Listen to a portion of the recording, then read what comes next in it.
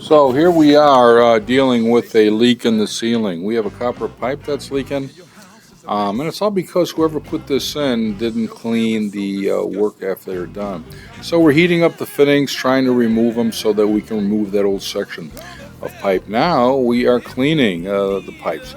We're cleaning the pipes themselves, and we have a guy on the ground there. He's cleaning the fittings of the pipe. This way we can put it together, add a flux, and solder it again. So there he's make sure he's getting the pipe nice and clean. He's using a drill. It goes much quicker that way, much easier. But sometimes you can't even get the drill in there, so you have to do it by hand, the old-fashioned way. So once that's done, we're applying flux, which keeps the fittings clean, and then we're going to be assembling the pipe.